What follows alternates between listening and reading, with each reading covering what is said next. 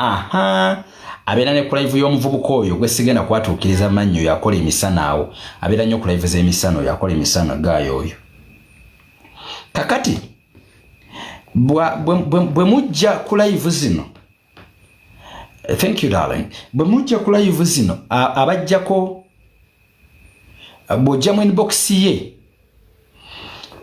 akukonvinsinga n'akusendasenda okwagala okuyingiza eggwanga lya America ng'akuyisa mu ggwanga lya Mexico.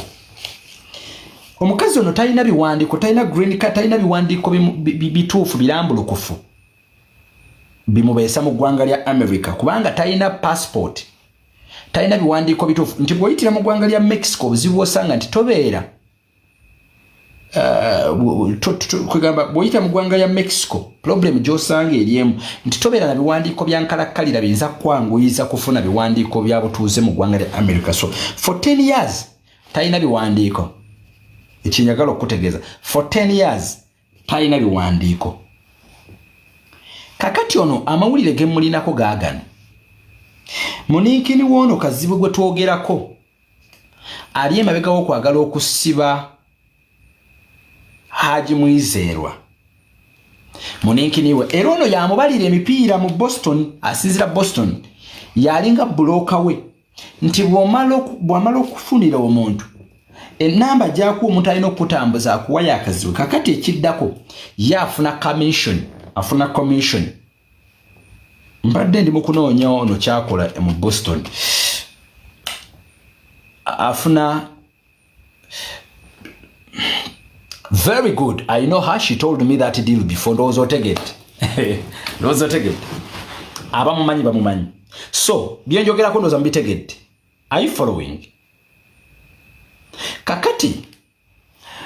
Waliwo kino bachasimanya mu gondi ani. Kakati. Ono gwe twogerako. Ye Muninkini wakazibwe era nga bwe badiringa. Bwebadiringa emirimu gino egy'okukusa abantu okubayingiza mu ggwanga lino erya America nga bayisiza mu Mexico. Kati obuzibu bubeera nti bano bakusuubiza okutwala mu ggwanga lya America wabula essimu we ziviirako mu ggwanga lya Mexico. Ono kamaama yeyita kamaama ekintu kyamutabuseeko bwe yategedde nti kirabika kyagala kumuddira. Jjukira nti waliwo Hajjati oinaye gwengenda okuno enkya gwenjagala obbaleetera details zonna. Hajjati muganda w'akazi wabeera ku live z'omwami oyo omu ng'ayogera ali ku ludda alaga nti ali ku ludda lwa Haji. Alaga ali ku ludda lwa Haji. Kakati ono kamaama ajja ku live ennaku zino nga yeefuula nti ye ono kamaama ajja ku live nga yeefuula nti enti ensonga tazimanyiiko era azisambajja naye yeefuula nti akuba kazibwe. Yeefuula nti akuba kazibwe era alaga nti era alinga ajjayo ebyama bino ajjayo ebyama era alaga nti oli ajja tiyali mu kumwabya nyina ne katambika engendo bbawa wano nga akatiza ku nsonga ezo ku live emu. Kakati ono Leila Aisha yali yeetundira mu ggwanga lya Uganda. Yali yeetunda gwe gwali omulimu gwe. Yali yeetunda mu ggwanga lya Uganda. Naye nga yeetundira mu basajja b'amaanyi bano b'amasuuti ba gentleman bano ab'obuvunaanyizibwa bagaba akasente akawera. Kati we yagwira ku musajja ono. Omusajja ono kwe kumutunuza era ebifaananyi ndowooza mugenda bifunaawo tomorrow I think. Mugenda kubiraba ebifaananyi ebyo. Alina ekifaananyi ekimu ng'ali ne mwami ono kazibwe nga beekutte mu hafu kya hafu ekyo kimu. Then alina ekifaananyi ekirala nga ayambadde wano waggulu omubiri gwonna gwonna ng'akantu kayambadde katono. Ebifaananyi binasobodde okubbirira okufuna era ebimu ebyandaze ttatu ku mukono gwe ogwaki bw'aba kwali abitegedde. Alina ttatu wano ewandiseeko ebigambo bannange I miss you kuliko ebigambo birimu I miss you or it is I miss you or I love you over the two ku mukono gwa kkono gwa ddyo. sokoleke gwakono gwa ddyo abamumanyi ne tatu eri bweti tatu ina weeri awo kati left I think left ndabika nza ategendereza bulungi tatu oyo weeri ye mukyala bwatyo kakati ono kamaama gwe twogerako era mu mutambulizi mugambe bino wammanga bw'abayira engeri gy'ayinza okwogeramu n'omusajja we engeri eyinza okukakkanya ku nsonga zino ezigenda mu maaso ezibaleetedde okuba nga tubajjayo n'okwongera okubaasanguza bagikole as soon as possible because we are not going to wait we are not going to look at them nga bakola ebyobulalu byabwe ate nga tutuula yes mukono gwa kkono kwalina ttatu bonaaba weegendereza bulungi kakati kamaama ono mu kwefuula agaba ssente wano ku live abawala bangi ababbiddwa bankuba kyeyo nga bajja mu inbox ze ye agent woono era ng'emizannyo gino gye bakola ebbanga lyonna bagimanyi era n'omwami ono mwami we akimanyi kyentegeddeko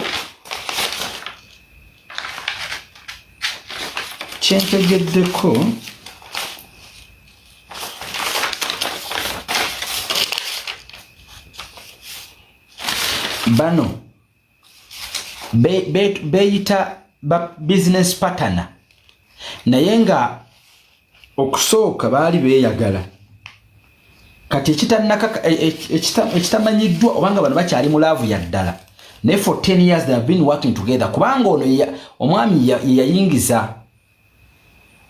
yeyayingiza kamaama mu America ng'amuyisiza ku kisenge ky'e Mexico naye yali victim in the beginning yali victim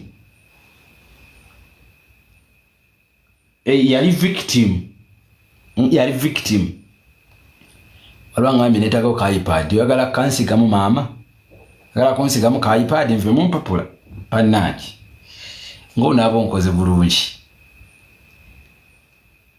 kamaama bizinesi ze zaakola tezaawukana na zazuula ez'obufere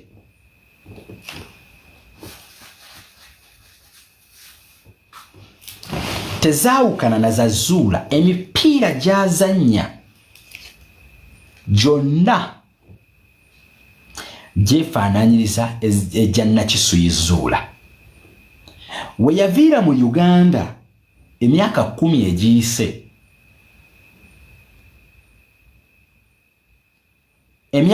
egiyise yaleka abasajja b'e Uganda bamuwanda lulusu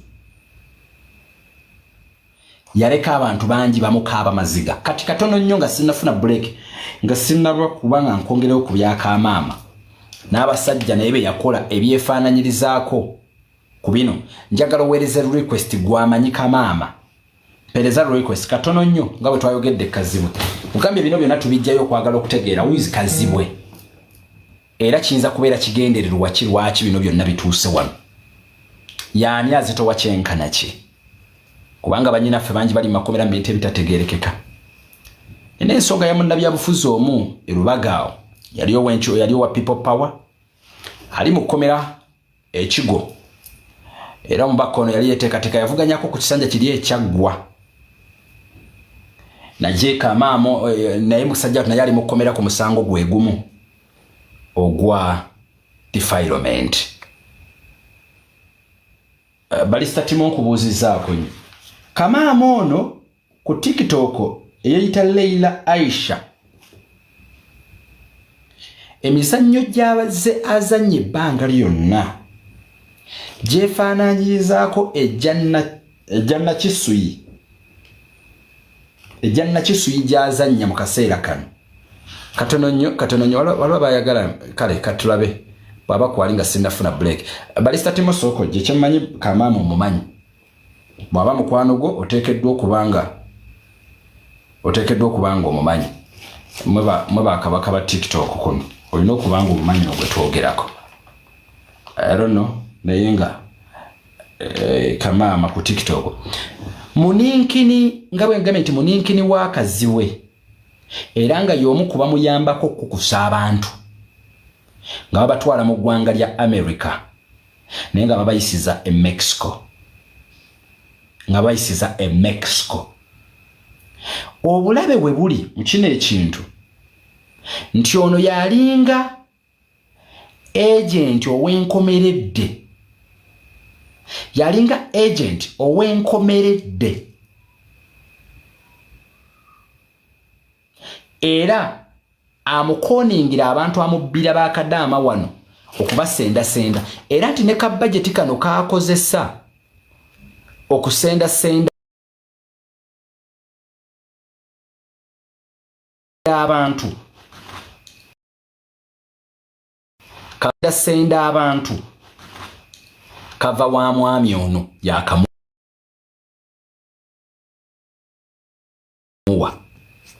bwamala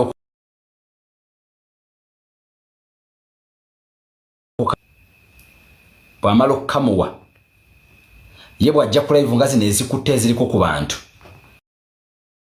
bw'omuwa platform ng'agabirayo abantu nga babiri oba basatu kakati eriyo bano abavubuka oba abawala abali desperate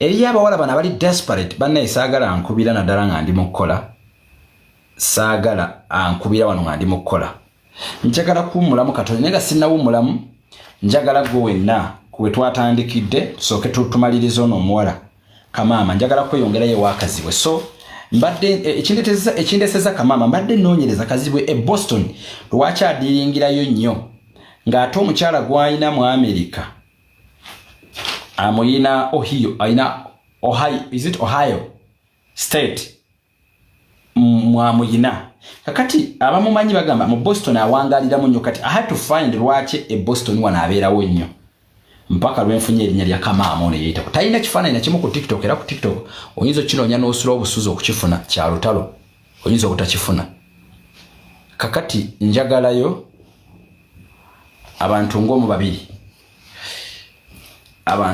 babiri netwaka yange waliwo agalo gitaataaganya tujja gezaako okubanga tubikwasaganya mpola mpola eri chapo woli bwoba woli jangu bagita Ohio spelling eri OHIO simanyi pronunciation y'ekigambo ekyo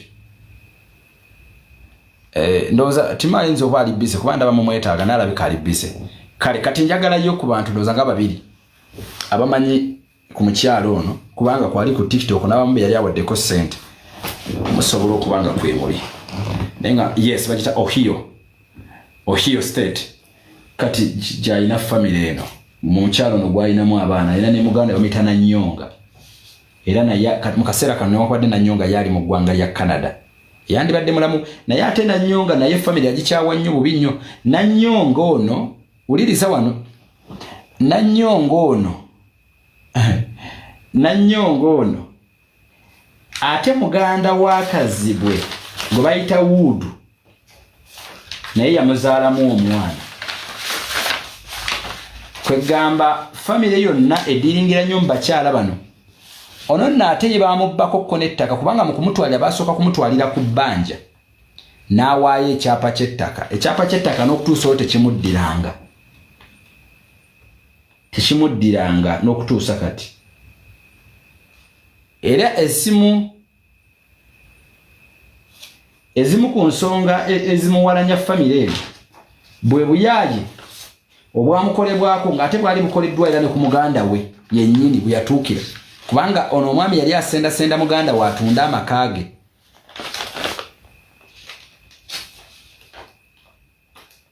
oba ntegeerekese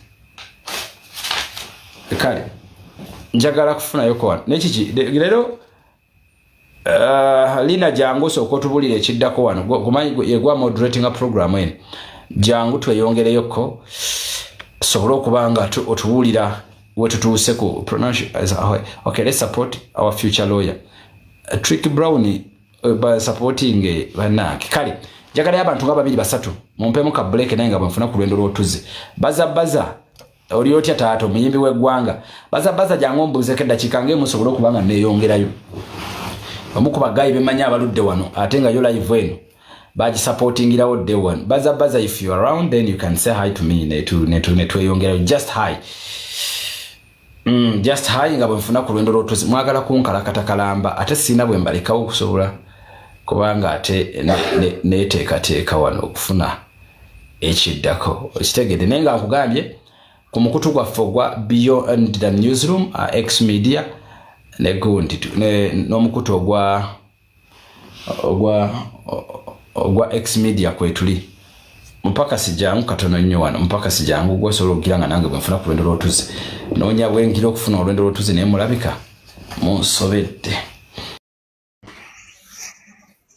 ndi wano mbadde nkuliko nkuwuliriza awo webale ssebo kuggusa nsonga siina nze kirala nkwebaza okuggusa ensonga naye twagigusiza success gye tulina ogimanyi abafere bonna abali emabega waakyo bonna tumaze okuoloola olaba tulese ne kamaama wano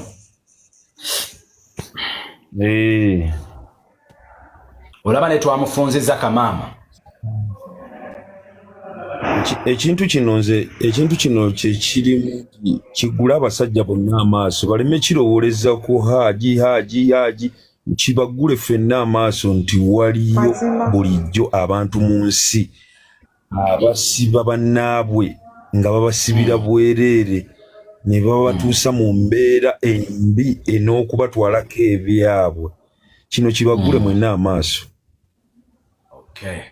abakyala bangi bali mu comment section naddala abavuma oba abantu abo baba bakulirawa abantu abo abavuma mu comment section kubanga ffenna tunoonya mwe munoonya kumanya mazima ffe twavaayo ne MC Meya ne tulwana mwenna mufune amaki amazima ffenna tulwalwana Muhammad Nsereko tulwana bannayuganda mufune amazima mumanye na butya bwe babba abantu ne babasuulira ddala ekigo naye munnanga abantu abamu situmanyi lwaki mukozesa ebigambo ebivuma nedda bano tugenda bawalanka ne level bano abavuma meya ate ng'anoonyereza ku mazima omuntu tajja kujja wano atumanyiire tusirike ffe batiimu agi nedda no way ekyo kiri bwe kiti nedda ekyo kiri bwe kiti wina wanjise ekyabantu abavuma mu comment section si kiri ekyabantu abavuma abantu mu comment section oba abavuma MC Meya mu comment section ife tetwetaaga omuntu anoonya amazima omuntu ayogera amazima teyeetaaga kwennyonnyolako bo bakozesa ebivumo byabwe naye ebivumo byabwe bikolimo byaffe bye tubayinako bibabonyebonye mu nsi muno biddire ne families zaabwe bagenda bonna nze wensaasirira omwana nisha ekikolimu kyataddewo kigenda mugoberera ne bwalibeerawa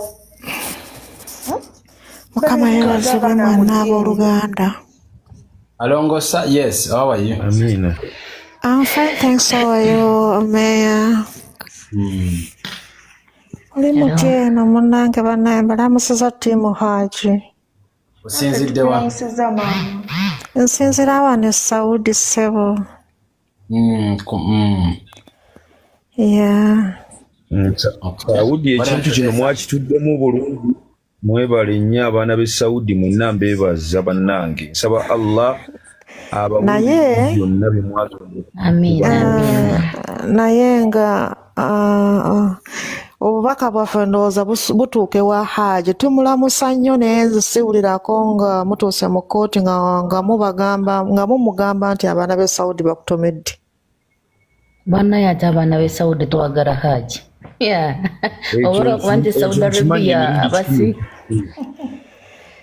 In fact, Haji banaye baba bamutuuseeyo mukomera mu mugambe Saudi tiimu ekutumira nnyo.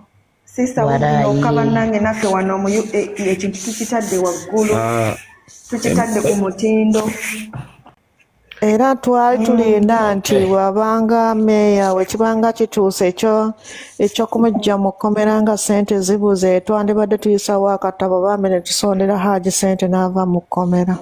Amina. Oyo oli mutuufu 100%. Njagalayo ku bantu abamanyi Kamaama eyeeyita Kamaama ku TikTok. Abantu Nigerian yabaddeko wano nga kugamba ayagala kuwa information about Kamaama. Newereza request bw'oba omanyi Kamaama twagala kumaliriza ensonga ya Kamaama ono tweyongere naye olwayo ensonga zitwe nga tuzimaliriza. Wanyi mpakasi Meya taata abalina zigundi abalina za akawunti omuli Kamaama abayitirivu nnyo ziriko ndowooza akawunti eziwera 3.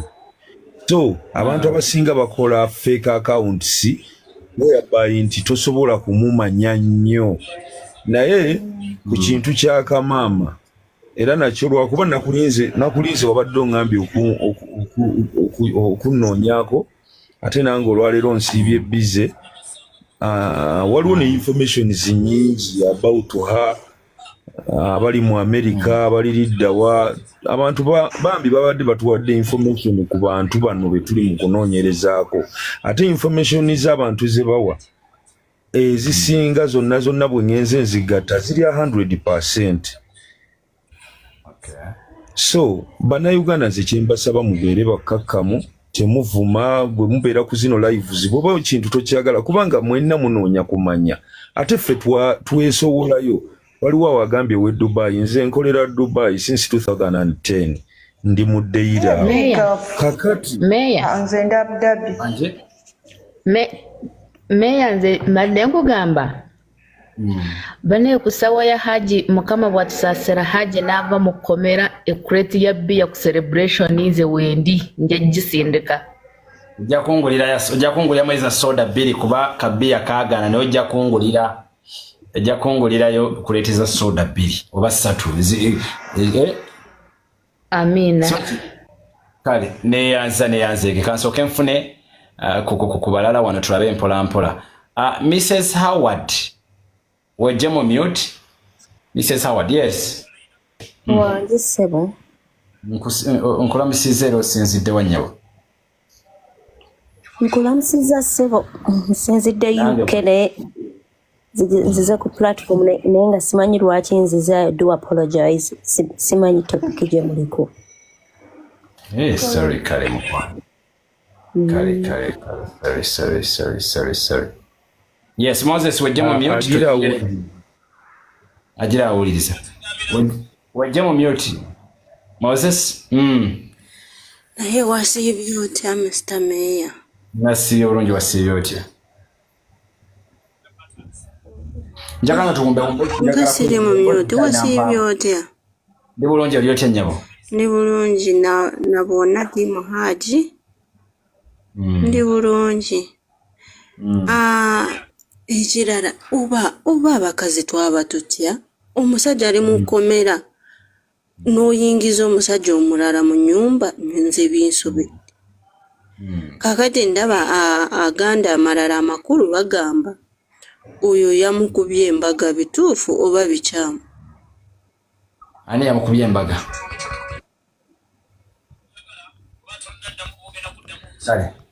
Oyo kikomesa Haji. Ndabona eyeyita Ajatizula baba yeye katumuwe invite naye ajjeko wano. Ajatizula naye. Katumuwe kajje nawe. Kajje. Oyo Zula omusajja. Wala Zula omusajja. Ela? Yogera tuwulire. Zula. Ate otandika okuvuya tukuweerawo. Wejje mu mute mukwa. Nagambye ebyo bifeeka akawunti ogwo gusajja. Kisoboka okubanga Kondo. Njagala ebyobwerere mugende mukole. Ela. Kirabe kikanudde agaaso vaako. Kiringa ekinyambo kya ajati. Eso akabeza. Amusime jebaleko. Kale mama nawe jebale. Kale sebo obozeeyo ekigo. Haji mutugambye tumulinze mu kalulu akaddako. Bwaki. Abawagizi tuli bangi. Kale kadde yo. Abawo yesimba tujjamu akalulu. Kale. Tuli Meya bakufu agenda kuvaayo. Meya waliwo Olidde abuuza ekibuuzo wano nti zino audios ze tuwulira ezannisha ezitambula nti neetondera tata wange ntuufu oba nedda. Kale ebyo tujja biraba mu maaso eyo but siri sure ate saagala kudiscussinga nnyo ku mwana. Okay. Omwana saagala mu discussingako olwa privacy ye. Omanyi live zaffe zino ziri professional ate mulina okubeera